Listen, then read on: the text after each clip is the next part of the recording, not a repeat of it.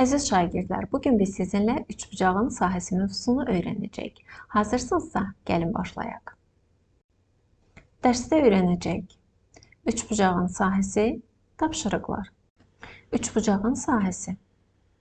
Üçbucağı iki düzbucaqlı üçbucağa ayırmaqla yaxud düzbucaqlı üçbucağa tamamlamaqla onun sahəsini tapmaq olar. Məsələn, şəkildəki ABC üçbucağının sahəsi ABD və ADC düzbucaqlı üçbucaqlarının sahələrini toplamaqla tapılır. Yəni SABC bərabərdir SABD üstəgəl SADC. Biz artıq sizinlə bilirik ki, düzbucaqlı üçbucağın sahəsini tapmaq üçün onun katetləri hasilinin yarısını tapmaq lazımdır.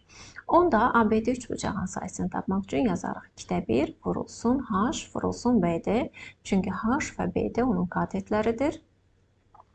ADC üçbucağın sahəsini tapmaq üçün isə 2də 1 vurulsun H vurulsun DC yazarıq.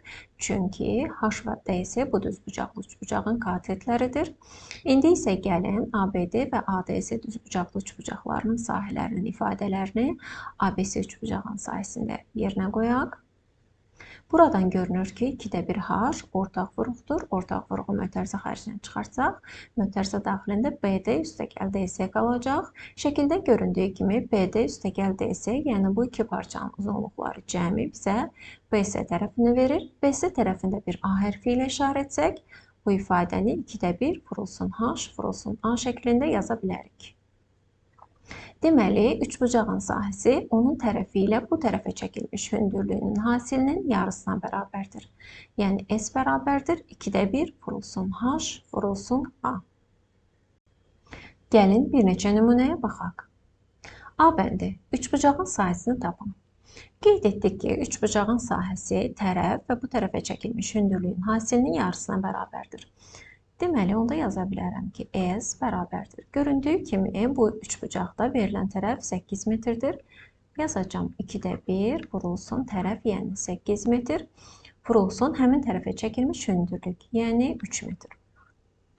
Bu da bərabər olacaq 8 vur 3, 24, 24 bölünsün 2, 12. 12 kvadrat metr. Deməli, bu üçbucağın sahəsi 12 kvadrat metrə bərabərdir.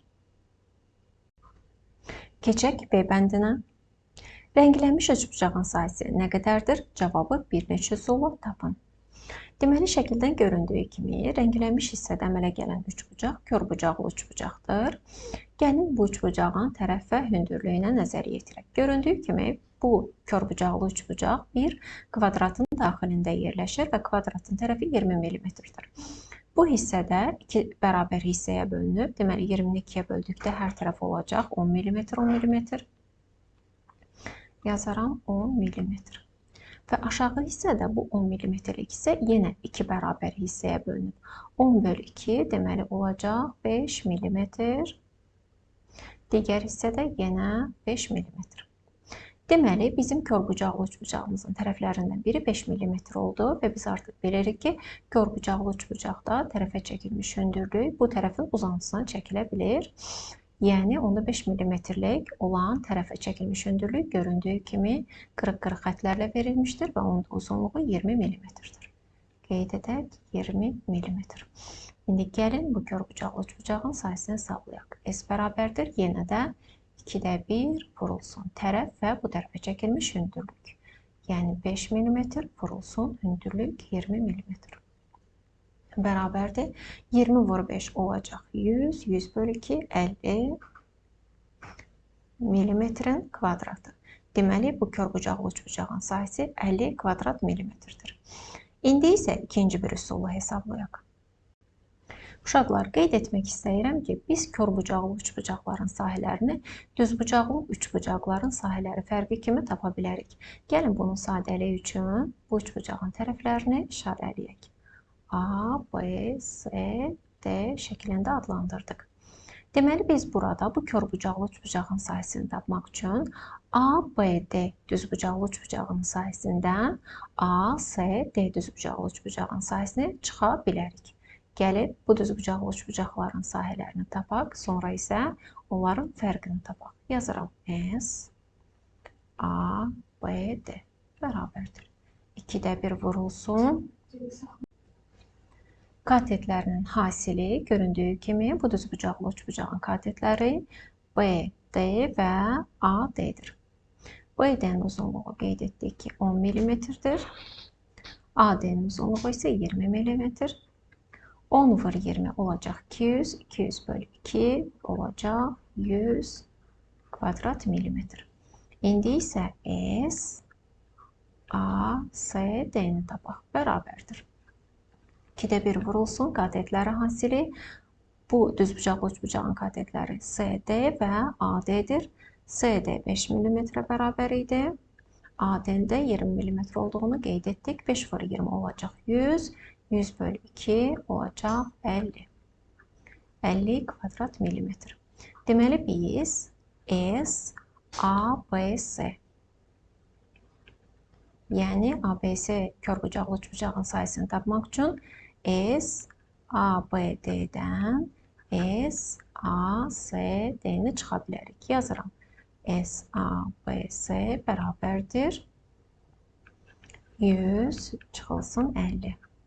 Bərabərdir 50 kvadrat millimetr. Göründüyü kimi hər iki üsulla da eyni cavabı tapdıq.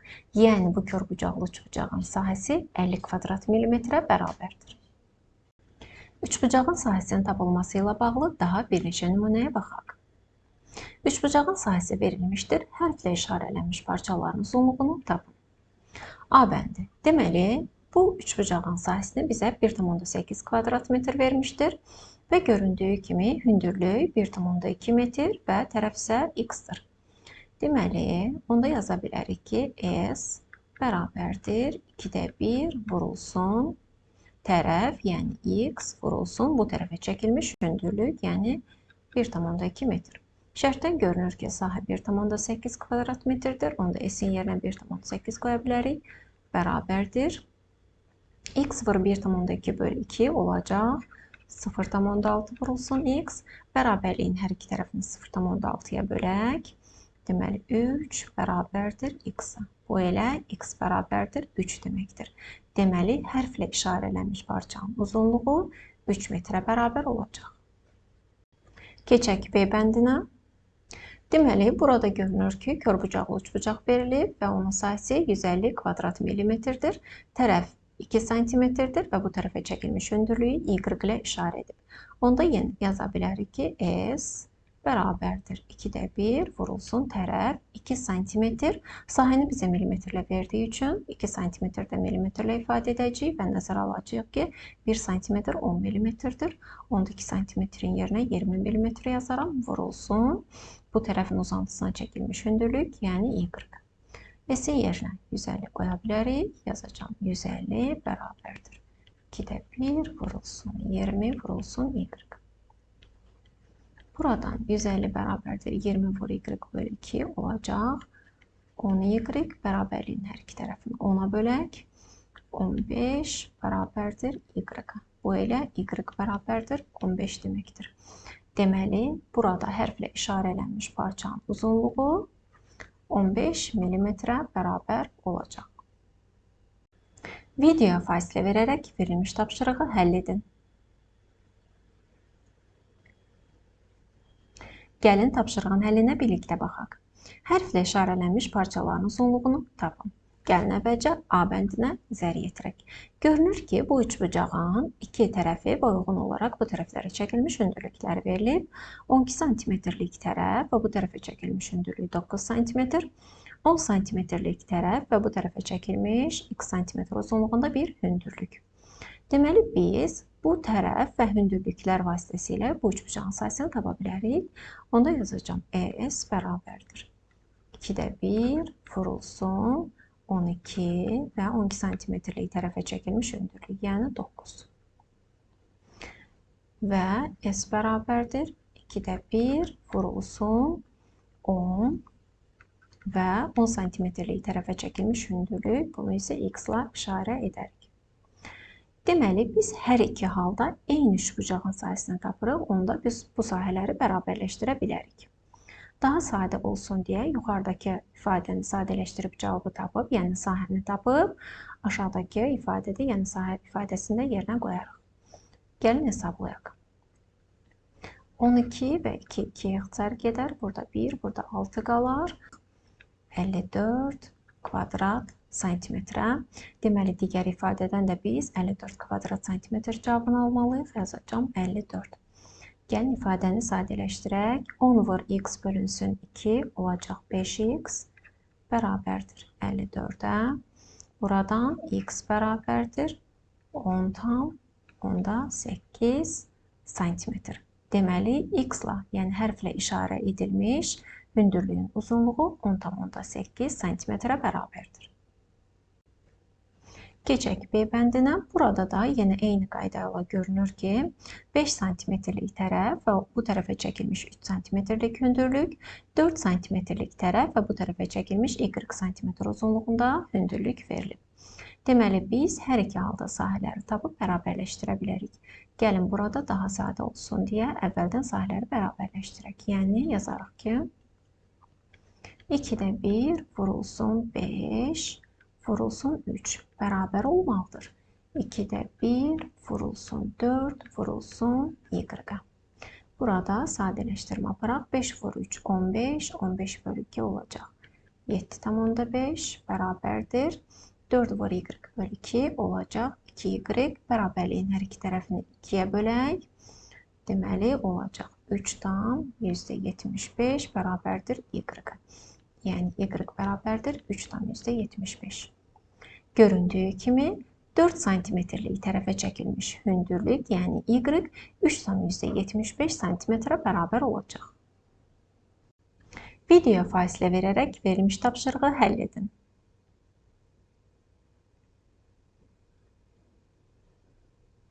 Gəlin bu tapşırığı birlikdə həll edək. Parkda sahəsi 20 kvadrat metr olan üçbucaq formasında oyun meydançasının planı hazırlandı. A və B nöqtələri arasındakı məsafə 10 metrdir. C və D nöqtələri arasındakı məsafə neçə metrdir? Deməli, şərtdə bizə verilir ki, A və B nöqtələri arasındakı məsafə 10 metrdir. Və C, D nöqtələri arasındakı məsafəni istəyir. Şəkildən görünür ki, CD parçası AB tərəfinə çəkilmiş hündürlükdür. Deməli, biz sahəni yaza bilərik ki, S bərabərdir 2-də 1 vurulsun AB tərəfi vurulsun bu tərəfə çəkilmiş hündürlük, yəni CD.